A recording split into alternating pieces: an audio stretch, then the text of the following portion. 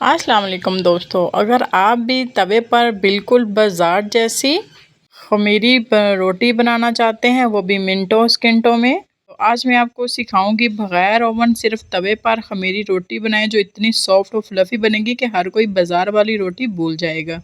लेकिन अक्सर लोगों की ख़मीरी रोटी या तो हार्ड रह जाती है या सही फूलती नहीं। तो आज मैं आपको बिल्कुल आसान तरीके से तवे के ऊपर रोटी बनाना सिखाऊंगी जो बिल्कुल बाज़ार से भी ज़्यादा परफेक्ट बनेगी। तो वीडियो को स्किप किए बगैर एंड तक देखिएगा। तो चलिए जी स्टार्ट करते हैं। बिस्मिल्लाहिर्रहमानिर्रहीम।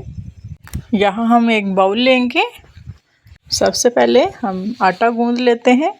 तो यहाँ हम सबसे पहले 2 कप मैदा लेंगे। इसको हम अच्छे से छान लेंगे। मैदे को हमेशा छान कर ही इस्तेमाल कीजिएगा ताकि इसमें किसी किस्म का कीड़ा मकोड़ा ना हो। और छान कर इस्तेमाल करने से इसमें जो एयर्स होती हैं उससे हमारी जो रोटी है वो अच्छे से फूलेगी। तो अब हम इसमें ऐड करेंगे हाफ़ कप के करीब दही और साथ हम इसमें ऐड करेंगे 1 अदद ईस्ट का साशे।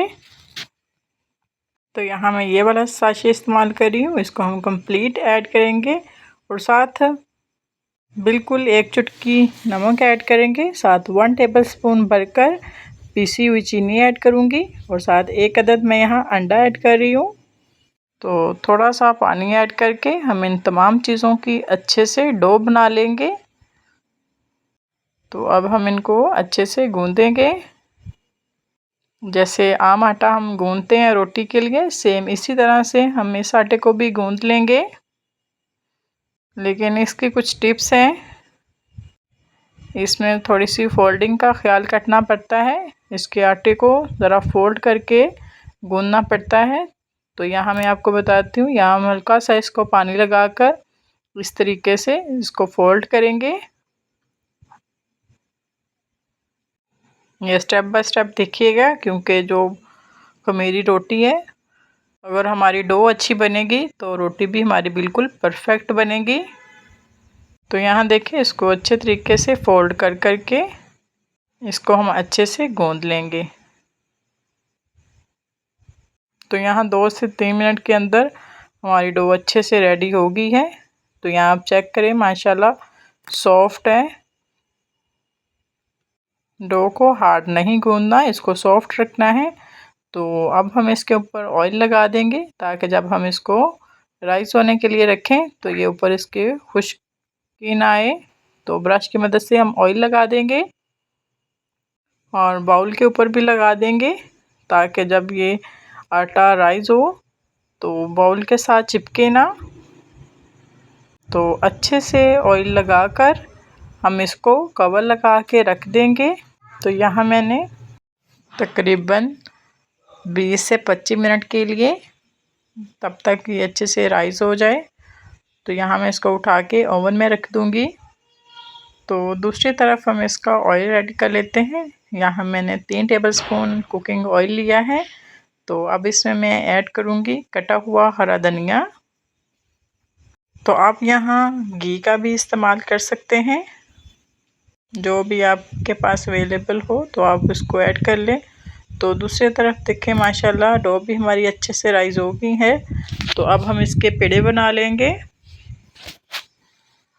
पेड़े बनाकर इसको भी मैंने स्टे दिया था। तो यहाँ हम एक पेड़ा लेंगे और आटे को अच्छे से डस्ट करेंगे और एक पेड़ा उठाएंगे। इसको दोनों साइडों से खुश्का लगाकर हाथों की मदद से गोल गोल बेल लेंगे। तो यहाँ देखें, माशाल्लाह परफेक्ट हमारी जो रोटी है वो बेली गई है। तो इसको आम रोटी से ज़रा मोटा रखना है। तो यहाँ हम पानी लेंगे थोड़ा सा और हाथों को गीला करके हम रोटी की एक साइड पे इसको लगाएंगे।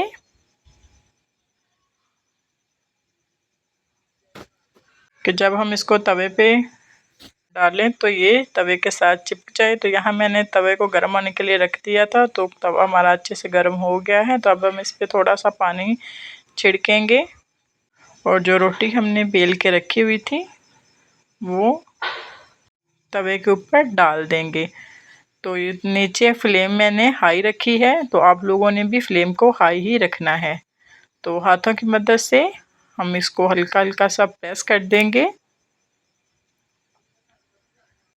तो जैसे ही रोटी हमारी फूलना शुरू हुई है तो हम तवे को उठाएंगे और चूल्हे के ऊपर उल्टा कर देंगे और इसको आस्ता आस्ता मूव करते रहेंगे।